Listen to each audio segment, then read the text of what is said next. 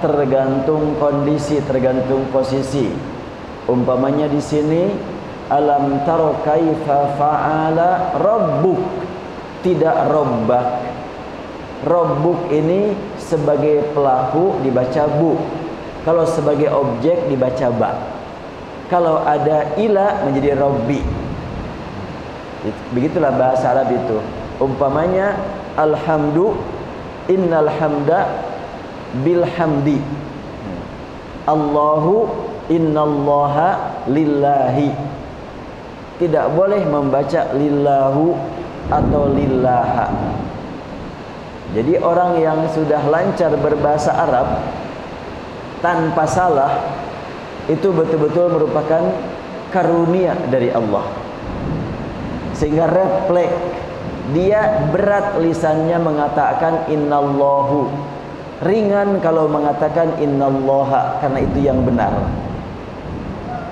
Sehingga orang Arab sendiri kalau tidak terlatih, ngomong bahasa Arab yang benar itu sangat susah. Orang Arab sendiri. Sehingga kadang-kadang mestinya dibaca i, dibaca u, udah biasa dalam kehidupan sehari-hari. Nah, orang yang suka berpidato, berceramah, khutbah Jumat, itu orang-orang yang memang lisannya sudah refleks kepada a kapan, i kapan, u kapan, itu sudah refleks itu. Ya, kalau umpamanya orang Sunda gitu ya, yang tahu bahasa Sunda bener, nggak mungkin berkata begini, mah badai angkat, nggak mungkin itu. Pasti badai mios. Tapi kalau tidak terlatih, udah biasa di Bandung, mah badai angkat katanya, ya jung. Padahal yang benar itu kan mios kan gitu. Nah, bahasa Arab begitu. Sulit untuk mengatakan ila rabbu, sulit itu. Maunya ila rabbi. Ila rabbika, seperti di akhir irja'i ila rabbiki. Sekarang kenapa ki tidak ka? Kalau ki ini kepada wanita, kalau ka kepada pria. Di awal kaifa fa'ala rabbuka, wahai Muhammad, bagaimana perhatianmu ketika Rob kamu memperlakukan kaum Ad. Rob kamu, mu-nya itu kepada Nabi Muhammad, maka disebut Rabbuka, tidak Rabbuki. Kenapa dibaca bu? Karena ini posisinya sebagai pelaku, dibaca bu. Kalau sebagai objek penderita, pasti dibaca ba. Kalau ada ila, pasti dibaca bi, Rabbiki. Begitulah perubahan-perubahannya itu. Nah, kemudian sekarang ditemukan di akhir irji'i ila rabbiki. Kenapa tidak rabbika di sini? Karena yang dipanggil ini, disuruh ini, irji, kembalilah kamu.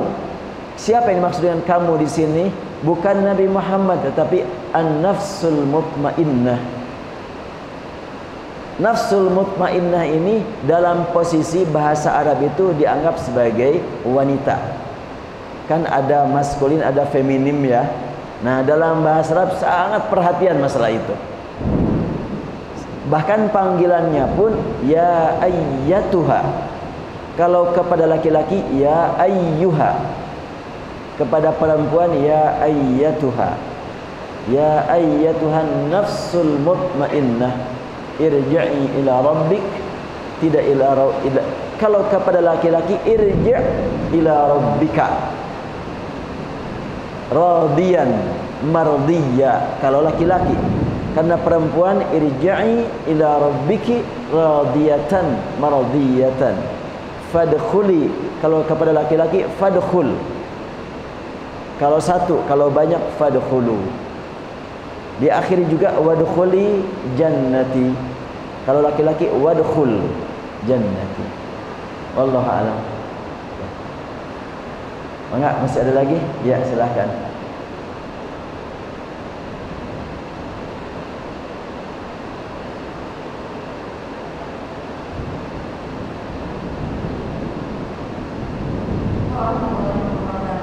Waalaikumsalam.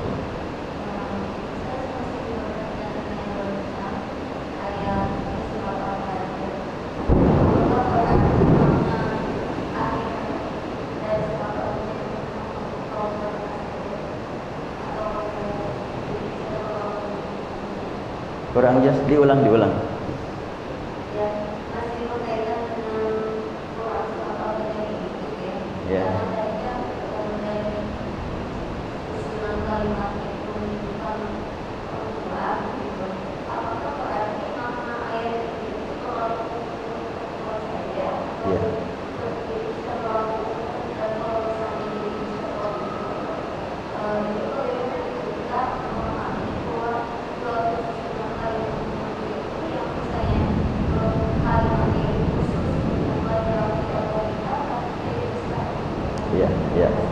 Ya.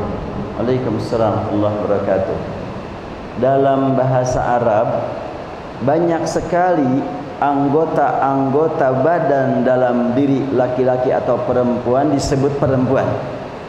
Seperti yang berpasangan mata. Ini mata disebut perempuan nih. Ain ya. Ain itu diposisikan sebagai perempuan.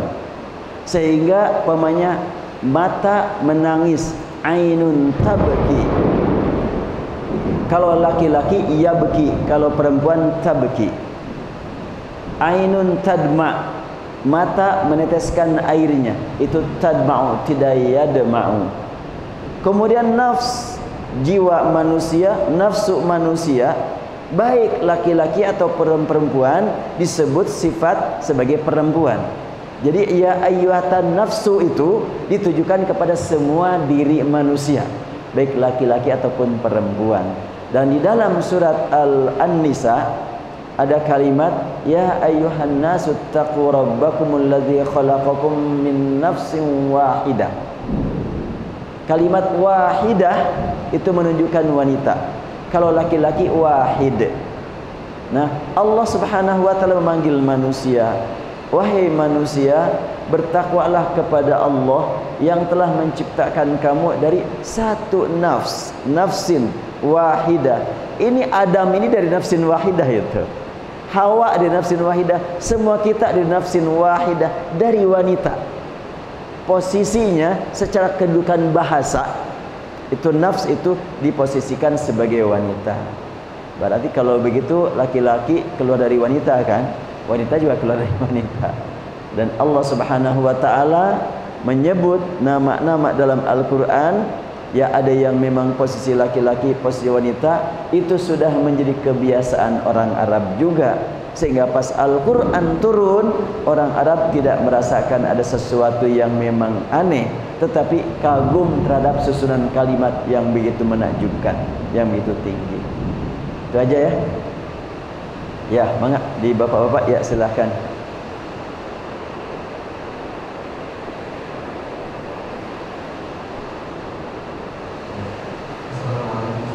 Waalaikumsalam warahmatullahi wabarakatuh.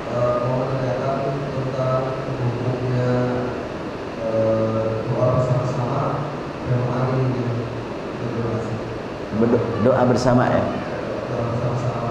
Terus untuk diri sehabis sholat fardu, Ya. kalau di kampung saya masih ada berzikir bersama-sama atau di sini kok nggak ada. Iya. Terima kasih. Berdoa bersama-sama. Al-Quran memang mengajarkan kepada kita doa sendirian dan doa untuk orang banyak. Ketika kita temukan Nabi Ibrahim berdoa, terkadang beliau untuk pribadi dengan Rabbi ja'alni muqimas salah wa min dzurriyyati. Nabi Ibrahim mengharapkan betul agar Allah menjadikan dirinya menjadi penegak solat, setelahnya memohon untuk dirinya, lalu memohon untuk keturunannya. Tapi di sebelumnya Nabi Ibrahim menyebutkan Rabbana inni askantu min dzurriyyati, dan berikutnya juga adalah kalimat Rabbana. Jadi kalimat Rabbana, wahai Rabb kami, itu memberi makna untuk banyak. Tapi kalau Rabbi memberi makna untuk sendiri. Artinya dua-duanya ada dalam Al-Quran. Doa untuk bersama itu ada dalam Al-Quran. Dan Rasulullah SAW saat melaksanakan sholat istisqa, beliau berdoa diamini oleh orang banyak. Demikian pula setiap khatib Jumat sejak zaman Rasul, sahabat sampai sekarang diakhiri dengan doa untuk kaum muslimin, diamini oleh orang banyak. Jadi ini memberi makna bahwa doa bersama itu jelas dalilnya dari Al-Quran dan juga dari sunnah Rasul. Namun yang sering menjadi masalah apabila memang rame-rame berdoa setelah sholat, itu kan. Ada hadis dari Ibnu Abbas, redaksinya saya lupa, tapi maknanya kira-kira begini. Aku mengetahui zikir ba'da solat karena aku mendengar para sahabat zaman Nabi suka mengeraskan zikirnya sebelum mereka berpisah. Nah, artinya pada zaman Rasul sendiri ada zikir yang kedengaran oleh makmum dalam rangka mendidik, membina orang-orang yang belum tahu apa yang dibaca setelahnya sholat. Terutama kalau umpamanya di pesantren-pesantren anak-anak SMP kan gitu. Sangat diperlukan untuk mendidik mereka. Kenapa di sini tidak? Soalnya di sini sudah pada pinter semuanya, sudah pada tahu semuanya. Jadi nggak perlu lagi dibimbing lagi. Dan sudah pada tahu apa yang harus dibaca. Tapi kalau pemainnya buat anak-anak memang sangat diperlukan untuk mendidik mereka, membiasakan mereka berzikir. Namun manakala anak-anak juga sudah pada mengerti, sudah pada paham dan mungkin mereka ingin lebih khusyuk, tentunya boleh jadi tidak dikeraskan lebih bermakna dibanding dengan yang dikeraskan. Jadi ada momen yang berbeda antara dijaharkan dengan disirkan, antara dikeraskan dengan disirkan, itu tergantung kondisi. Oleh karena itu untuk di masjid besar tentunya akan mengganggu yang lain kalau keras-keras. Tapi untuk di masjid kecil yang cukup jamaahnya cuma 15-20 boleh jadi tidak mengganggu yang lain. Tapi kalau pokoknya tingkat masjid Istiqomah, Masjid Salman, wah kalau di depan keras padahal di belakang ada yang baru datang, ada yang baru mau sholat, ini repot juga. Tapi kalau di kampung-kampung masjid-masjid kecil memang ya nggak nambah lagi, cuma segitu jamaahnya juga. Dan kalau ditambah juga nggak cukup. Makanya wajar kalau mereka agak keras untuk supaya memang ada dorongan dari masing-masing. Dan kadang-kadang saya saksikan di kampung itu silaturahmi terus-terusan habis setiap kali sholat. Ya kita katakan silaturahminya ya. Kalau sebutan silaturahmi insya Allah tidak negatif. Tapi kalau berjabatan tangannya banyak berpandangan lah gitu. Wah itu nggak ada contoh. Sebetulnya hadis Rasul secara umum bisa dipakai, bisa juga memang ditolak untuk dirutinkan, tergantung kondisi. Hadis Rasul menyebutkan, la yatasaffahu rajulan, ya lupa lagi, idza taqar rajulani fayatasaffaha gitu. Ghufira lahumma qabla ayan sarifa atau kama qala Rasulullah. Rasul bersabda, apabila dua orang bertemu dan bersalaman, maka Allah akan mengampuni dia sampai dia bersalaman lagi, mengampuni antara salaman ke salaman berikutnya. Itu ada kalimat begitu sehingga dipahamilah secara umum, sehingga setiap kali bertemu salaman, setiap kali mau berpisah bersalaman lagi. Ya tentunya kalau mau mengambil dari yang tadi sulit untuk dibantah. Tapi kalau umpamanya wah ini jadi rutin, jadi rangkaian wiridan, jadi rangkaian sholat, ya jangan dijadikan rangkaian sholat. Itu mah rangkaian pertemuan lah gitu. Kalau mau bertemu salaman kemudian mau berpisah bersalaman lagi, ya tidak ada masalah karena ada hadis secara umum. Sebagaimana umpamanya sholat qabla asar, qabla maghrib, qabla isya, yang sering diangkat hanya qabla subuh, qabla zuhur. Sedangkan qabla asar, qabla maghrib, qabla isya ada yang menyatakan tidak ada, bahkan tidak boleh. Padahal ada hadis umum yang menyebutkan baina kulli adzanaini salatun. Ada waktu di antara setiap kali ada adzan menuju qomat, ada waktu untuk salat. Hadisnya jelas sekali, cuma sebutannya baina kulli adzanain. antara dua adzan, artinya adzan pemberitahuan waktu masuk sholat dan adzan pemberitahuan imam sudah siap, yaitu iqamah. Disebut adzan, dua adzan, adzan awal, adzan kedua. Nah, adzan awal itu pemberitahuan tibanya waktu sholat, dan adzan kedua pemberitahuan imam sudah siap berada di tempat. Itu disebut dengan iqamah. Dan terkait dengan masalah azan awal, azan akhir, disebut yang berhubungan dengan sholat subuh kan, azan awal waktu subuh. Nah, muncul istilah as-salatu khairum minan naum, dipindahkan ke azan malam. Padahal yang dimaksud dengan azan awal itu azan awal setelahnya tiba waktu subuh dalam hadis itu. Tapi dipahami oleh sebahagian orang azan awal itu sebelum tiba waktu subuh. Sehingga jam 3 pokoknya ada azan pakai as-salatu khairum minan naum, sewaktu tiba waktu subuh ada azan tidak pakai lah gitu. Karena dalam hadis juga azan awal, yang dimaksud azan awal itu azan yang masuk waktu, azan kedua adalah iqamah. Kalau malam bukan azan awal, itu azan malam namanya. Dan lebih-lebih lagi ada kalimat azanil fajri fil adzan awal minal fajri, dan ada lagi hadis fil adzan awal fis subhi. Azan awal waktu subuh, azan awal waktu fajar, bukan azan awal waktu malam, bukan. Tapi enggak apa-apalah, itu tidak merusak rukun sholat kok. Ada perbedaan seperti itu, tidak merubah rukun sholat. Cuma jangan sampai saling mencela lah gitu. Adapun perbedaan biasa-biasa sajalah. Ya, baik. Masih ada lagi? Ya, mangga silahkan.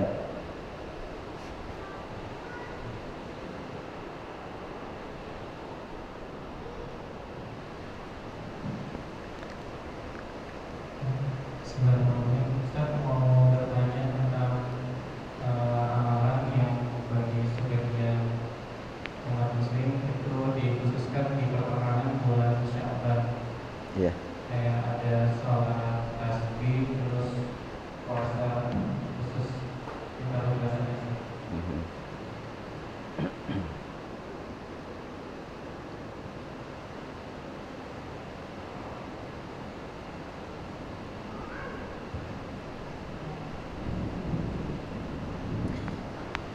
Sebenarnya praktek sholat tasbih hadisnya ada dan dikutip oleh Az-Zuhaili dalam kitab Al-Fiqhu wa Adillatuh, fikih dan dalil-dalilnya. Dia mengungkap sekian banyak madhab. Dalil tentang sholat tasbih itu ada, namun tidak dikaitkan dengan bulan Sya'ban. Jadi kapanpun tidak ada perbedaan dipraktekkan sholat tasbih itu, mau di dalam bulan Sya'ban ataupun di luar bulan Sya'ban. Pengkhususan sholat tasbih di bulan Sya'ban ini sebetulnya ajaran baru. Rasul tidak ditemukan menerangkan hal itu, tidak ditemukan hadisnya, atau belum saya temukan hadisnya tentang penekanan pentingnya sholat tasbih pertengahan Sya'ban. Kalau mau sholat tasbih kapanpun boleh-boleh saja. Itu berlandaskan hadis yang diungkapkan oleh sekian banyak ulama, dan ya antara lain tadi yang saya sebutkan adalah Az-Zuhaili dalam kitab Al-Fiqhul Islami wa Adillatuhu. Nah, kemudian kalau yang khusus untuk bulan Sya'ban seperti apa praktik-praktik ibadah itu? Rasulullah SAW diketahui ketika bulan Sya'ban tiba, beliau sering melaksanakan ibadah saum melebihi daripada bulan-bulan yang lain. Apakah yang dimaksud dengan melebihi daripada bulan yang lain itu seperti apa? Untuk Rasul tentunya bisa, ya tidak bisa dijadikan sebagai ukuran buat kita.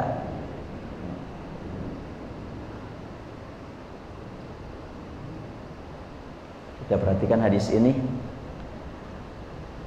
Qala dakhaltu ala Ikrimah fi yaumin wa qad ashkala alayya amin Ramadan huwa amin Sya'ban fa asbahtu ayman. Belum, tidak berkaitan dengan bulan Sya'ban nih. Nah, ini berkaitan dengan Ramadan, ada la tastaqbil Ramadan bi shaumi yaumin min Sya'ban. Kamu jangan menyambut Ramadan